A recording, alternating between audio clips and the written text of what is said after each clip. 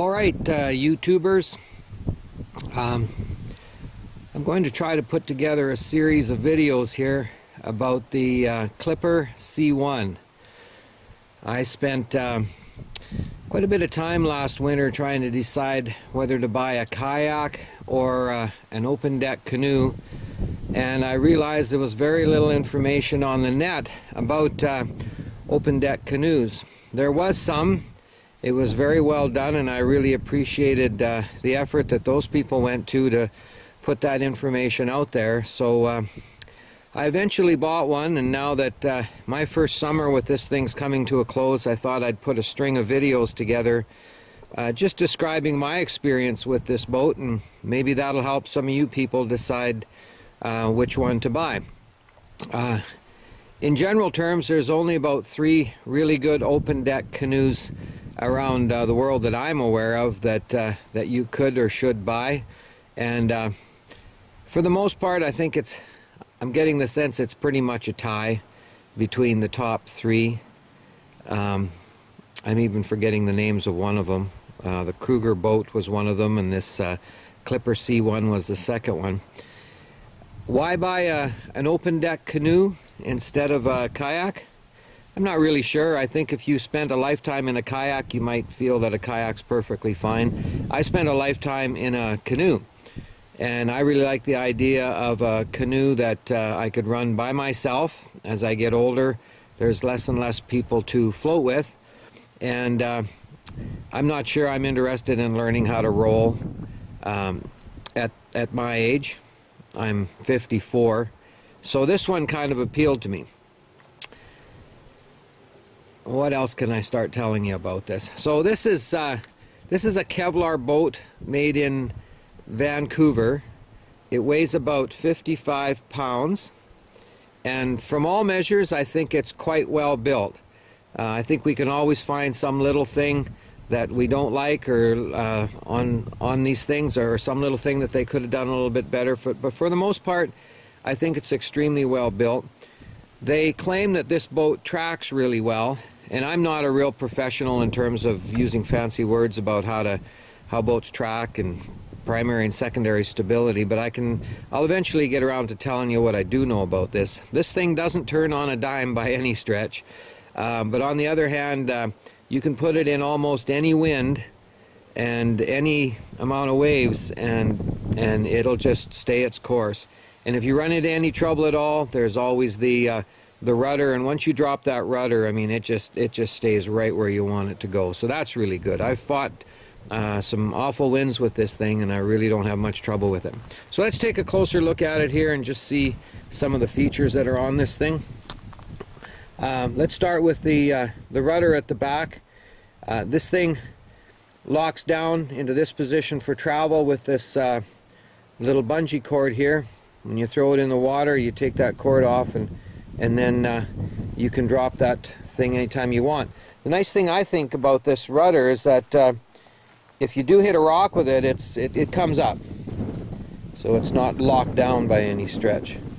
This cable system here runs over to an area near the cockpit, and you just pull one of those loops forward to drop it, and one back to put it down.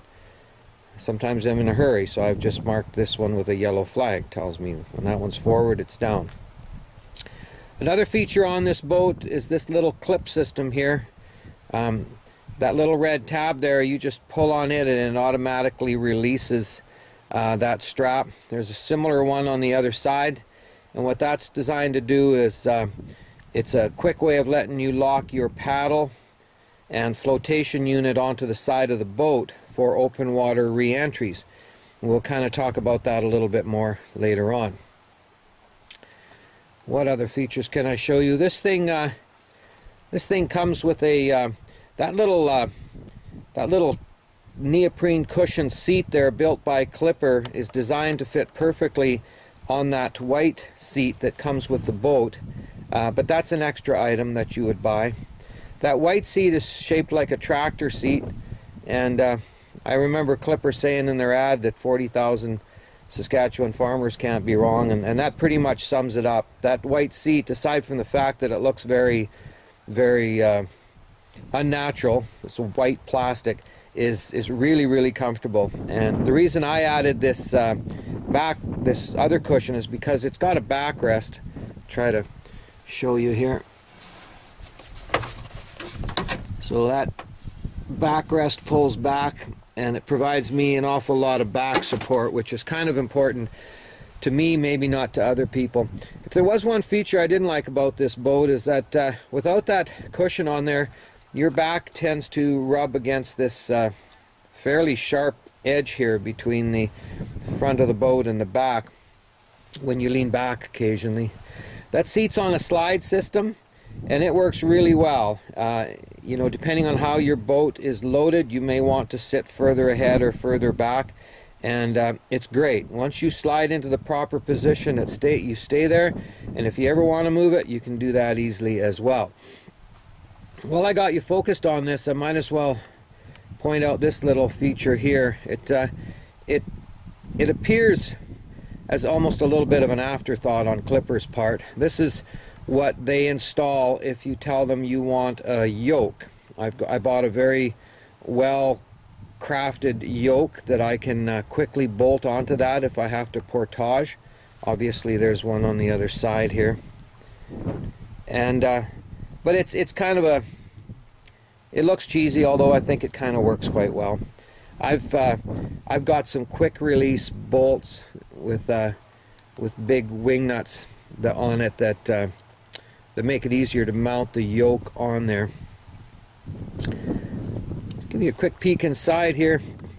You'll see 3 holes there, and those 3 holes are designed to let you set the seat at 3 different elevations. Mine came with the lowest elevation, and I really don't see any reason to raise it. I can't, you know, unless you have trouble with your legs kind of pointing straight out in front of you. That lowest setting should serve you best, because it keeps you lowest in the water. I don't know how clear this is coming in, but you'll see an adjustable strap there, and it leads forward to this little foot pedal here. There's an identical one on the other side, and you'll notice a little elasticized cord pulling that foot pedal forward. The whole idea behind that is you push the left one to turn left, you push the right one to turn right, and that elasticized cord just keeps everything taut and in place. That pedal needs to be in a different place depending on how long the legs you have. So that's what this adjustment on here is for. You'll notice I've got some, my wife paddles this boat as well, so I've got 2 different felt marker settings on that yellow. So it's really quite easy to just quickly adjust the foot pedals to suit her versus me. There's it's called a wilderness lash system installed inside here.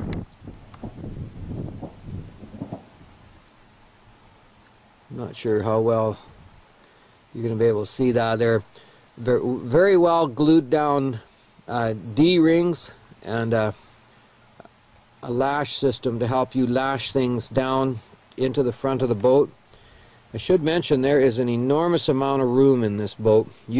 Other people have said you could literally sleep in here, and you really could.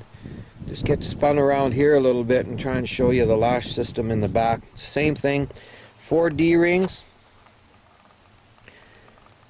and you can strap all your gear in there. A little later on I'll kind of show you how I go about strapping my gear in, and we'll go from there. Moving forward, you'll see this little lash system on here. I actually saw someone else on YouTube with that, and I thought I really liked that, so I told them to stick that on there. That's not standard with the boat, but they can stick stuff like this on anywhere they want. That's just at arm's reach out front when you're sitting in the boat. So, you know, if you felt you needed to kind of stuff something in there instead of lay it in the boat, you could. This other long cord on here, it doubles back, so by the time you unhook it, and you probably can stretch about probably 25 feet of cord out the front of the boat to drag it around if you have to. These, oh, incidentally, there's this other lash system here, and the primary function of that is to hold the front end of the spare paddle, and we'll come back to that in a moment. These are real sweet. These little hand grips for the front and the back of the boat they're just invaluable as heck. You'll use them constantly. Sorry for my shadow there. Give you another little extended view of this thing. It's pretty long. I can't remember. It's longer than my canoes, and my canoes are 17 feet. I think this thing's 17 and change. So it sounds long, but when you're in it, it sure doesn't feel long. It feels really comfortable. You'll see a lot of grommets going around here. I should probably explain what that spray skirt system is like, and I'll put it on later to show you. But it's a two-part spray system. Basically, from the seat forward, there's a spray skirt system that comes on here, and it's held on with all those grommets. It's built well, and it fits really well. And then the back half of the spray system is designed to cover all of this area, and the two are velcroed together about in the middle here, obviously. And then the skirt is designed to come up, and it has like suspender kind of straps that go over and hold it into place. I bought one of those kind of poncho type raincoats built specifically for this setup, and with that spray skirt on and that raincoat on, I mean, you could be in any kind of weather and you're going to stay dry. So I see my battery's dying here, so it's probably a good time to kind of take a break, and we'll start a second video here with all my gear in.